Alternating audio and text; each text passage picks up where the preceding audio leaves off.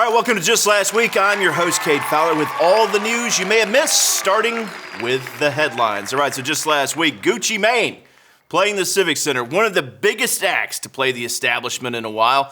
A much better reception considering the reaction that he received. Remember when he played back in 2009?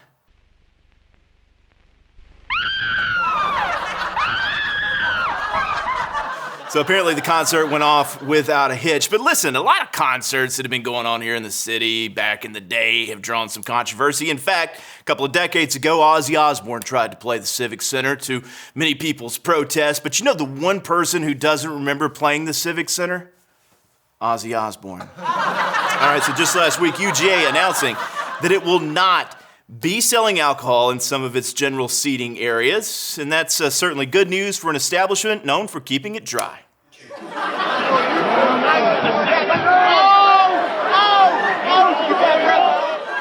Okay, so before you judge this man right here, innocent until proven guilty. Now, the university says as far as alcohol sales go, it will be making an annual review to see if alcohol will ever be served in those general seating areas. Okay, so just last week, Alabama Governor Kay Ivey, or as I like to call her, Governor Meemaw, signing a law into effect which will call for chemical castration for some child sex offenders being released from prison.